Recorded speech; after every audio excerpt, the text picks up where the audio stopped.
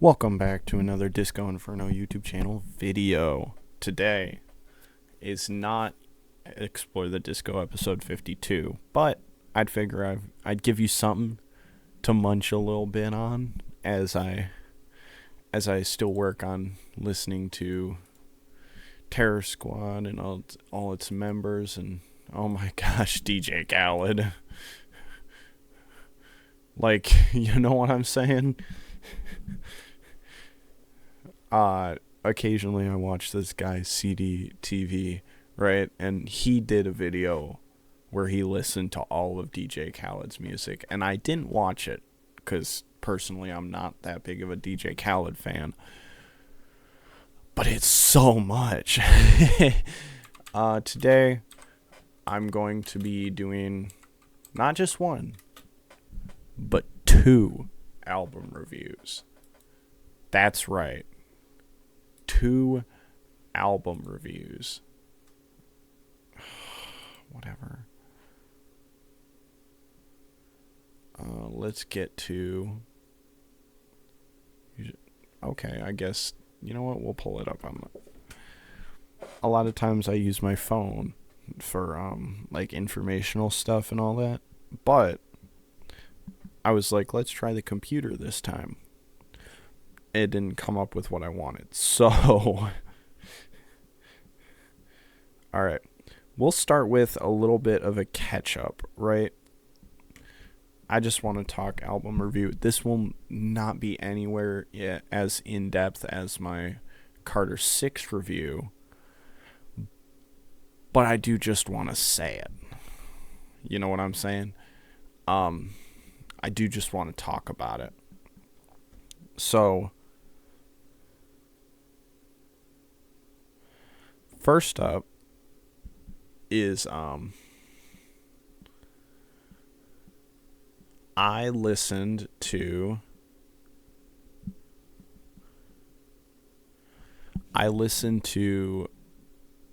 the new De La Soul album. If you didn't know, there was what did they call it? There was some movement or something. Hold on. Let's go to about the album. I know it has it. Yeah, Mass Appeal's Legend has it, where they dropped like a whole bunch of albums by like not old but old school rappers. So they dropped 7 of them. I know that I think it was Nas and DJ Premier was the 7th one, but De La Soul's Cabin in the Sky was the 6th one. So the one right before the last one. And I super enjoyed the album. As you can probably scroll back and find in my... It was an earlier one, but in my De La Soul review, I had pretty much only nice things to say. About De La Soul. Let's see, how long ago was that?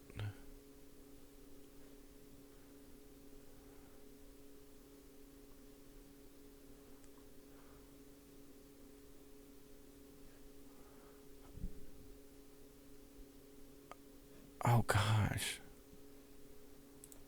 Maybe it was newer than I thought it was.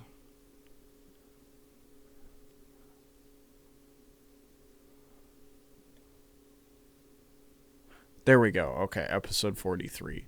It was newer than I thought it was. I thought it was a lot older than that. But if you check out my video, I only had nice things to say about De La Soul. Not only is this their first album since 2016, their page might say differently, but those are like compilation albums and greatest hits and all that stuff. I actually don't know what their page looks like off the top of my head. But first album since 2016... but also their first album since the passing of Trugoy the Dave, right? Dave. There were 3 of them. Dave unfortunately passed away, so now it was just left to the 2 of them, and they didn't make music since 2016. He unfortunately passed in 2023. So this is a return to the scene for De La Soul, and wow, was it a return to scene? Because they delivered. All right, they absolutely delivered on this. So I don't even know where to start. I guess start with the title track, maybe. I don't. I guess, yeah, title track's probably best place to start.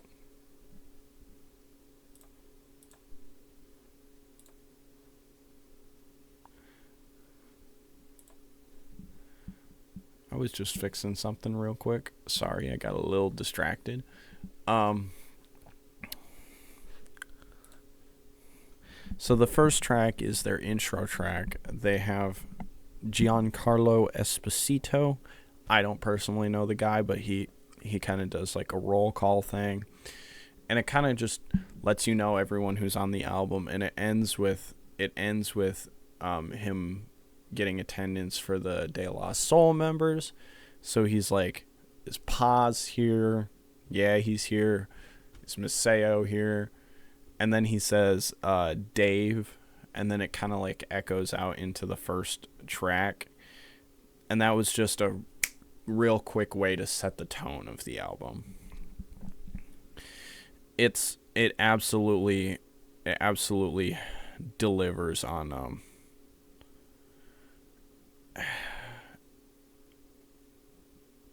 it. I don't even know how to talk about this album. It just truly was front to back a solid record. Absolutely.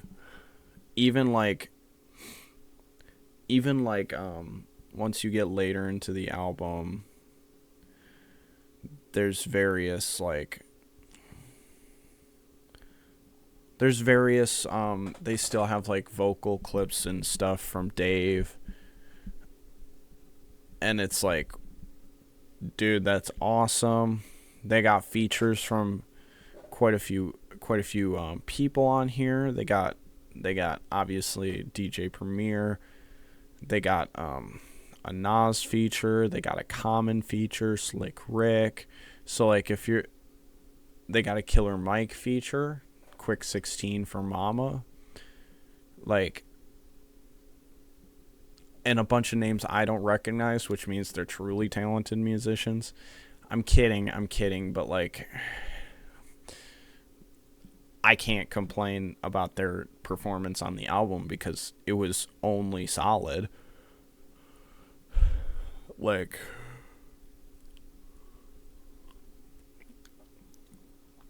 if I can, I'm trying to remember which one I was my favorite. I was listening to it, and I was like, this is easily my favorite one, but I can't remember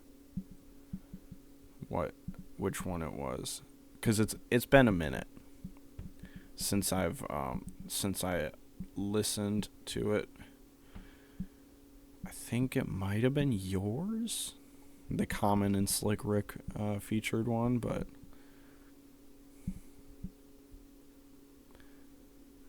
I don't remember.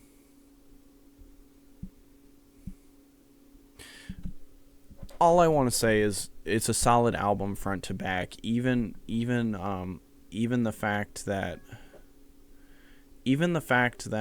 the last track, the title track is the penultimate one, but the last track on here is outro, and it's strictly just straight up a song that Dave like recorded before his passing, and they did just it's just him, and they did just such a fantastic job handling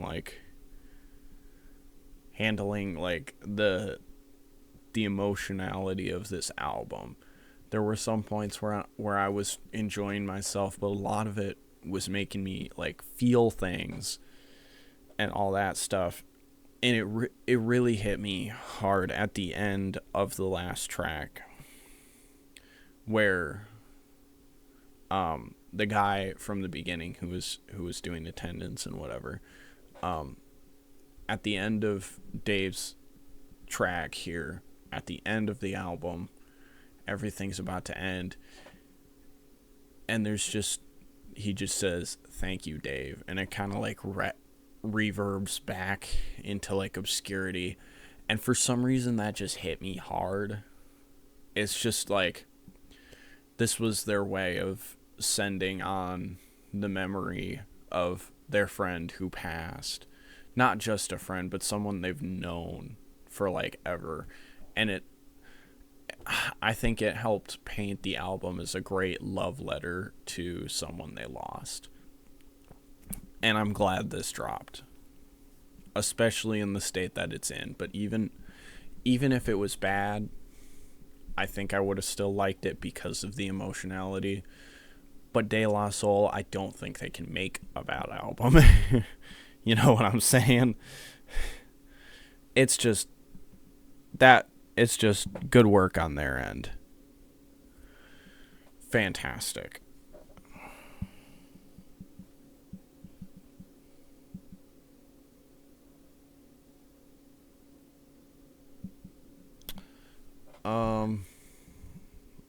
Final comments on this album.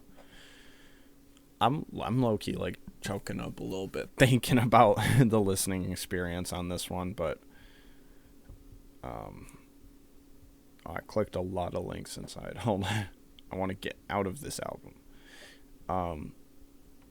But obviously I said I wanted to do 2 today.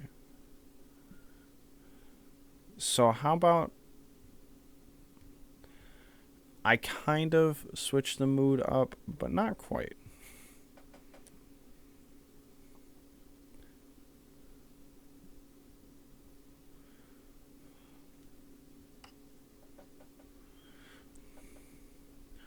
So I also listened to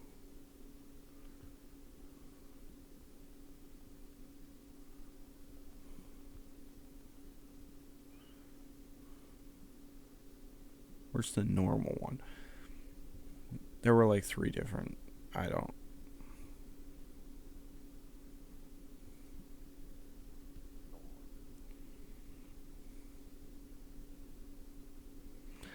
What are we doing here? Can I not look at albums? Man, oh, there it is. Genius is kind of... Genius can be wild. Alright, here's the original one. I listened to JID's God Does Like Ugly. And to begin with, I just want to say, definitely deserved to be in the Grammy talk. Definitely. Hands down. Listening to it was a fantastic experience. I haven't listened to either the Prelux or the alternative version yet, but I'm sure they're fine. It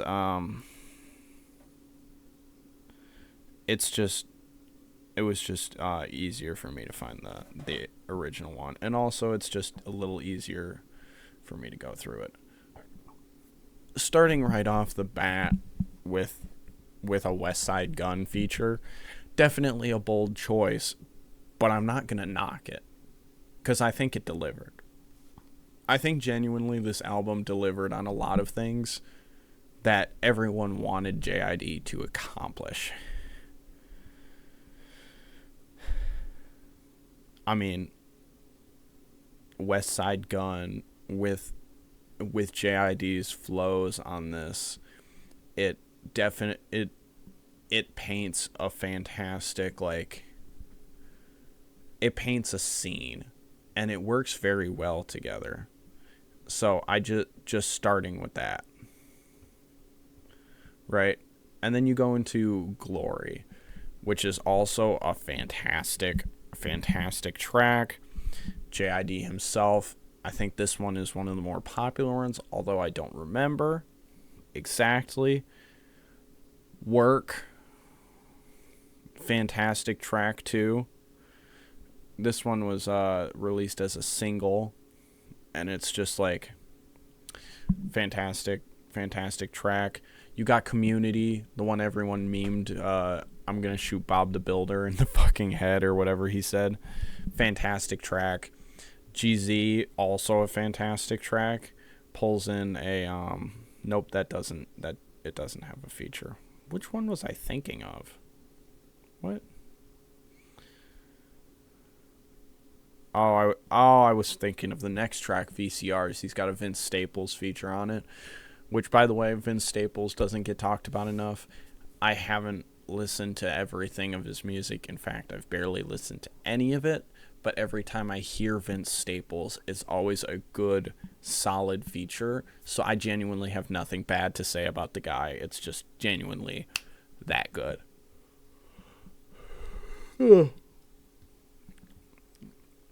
Every time I sit down for a video, I get yawny. After that, Skate, JID, Sierra, Earth Gang, like, also a fantastic track.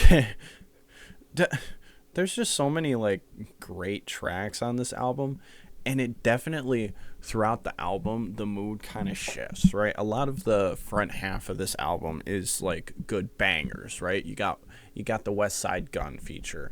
You got I'm gonna shoot Bob the Builder in the fucking head. You've got a gangster track in GZ, but then you start getting towards the end, and you got like Wholeheartedly with Ty Dolla $ign and Black, like a little bit more of a singy track, and then you get to like the very end, and you get to like On McAfee, Of Blue, K-Word, For Keeps, and it's a lot more like not soul based, but like R&B, more like smoother, but it still hits the same. The message is still delivered in that JID way that just makes it fantastic. This album definitely deserved to be in the running, and I wouldn't fault you if you said that it should have won the Grammy. In my personal listening experience, now take this with a grain of salt, I have not yet listened to the Clips album, which everyone is saying should have cleared easily, or at least everyone I see online. It seems to be the popular consensus that Clips should have taken the Grammy, but in the ones that I've listened to, because I've listened to GNX, because I've listened to Chromacopia, because I've listened to God Does Like Ugly Now, I think JID had a solid chance. However, personally, I did prefer Chromacopia, listening to that over JID's album here, but at the end of the day, I could see it going either way. I'm recording this after the Grammys, so I do know what their decision was, and while I don't agree, granted, I haven't listened to the Glorilla Project, but I think that the other 3 albums should have won it over GNX. It's whatever, you can't really change, you can't snap your fingers and change the Grammys results. If you could, it would be changing every day. Someone would be like, you know what, I actually wish it was this person who won. And then you start going like, well, how about Michael Jackson get another Grammy? Or like, how about Miles get a Grammy? Like, people would just start snapping their fingers and shit. But all that to say, fantastic album from JID. I know I spent a little bit less time talking about it. That's not for any particular reason other than, one, I listened to both of these in the same night. I actually listened to the De La Soul album first, so maybe that had a little bit more staying power in my head. They're both fantastic albums. I don't feel that I can say that enough. They're both fantastic albums.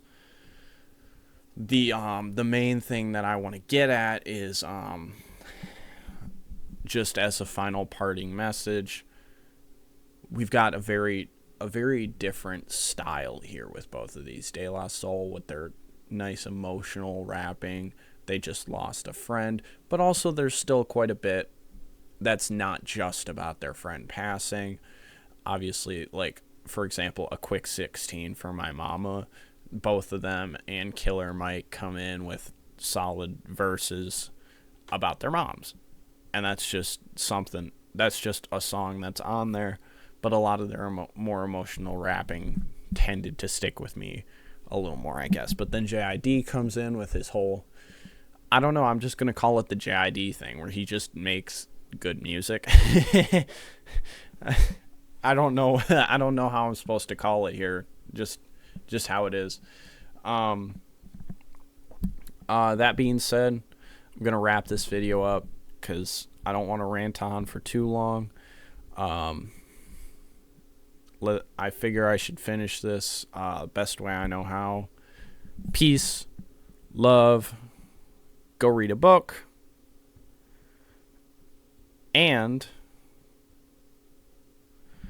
don't forget to drink water. I'm adding that one in. And keep on burning up that dance floor.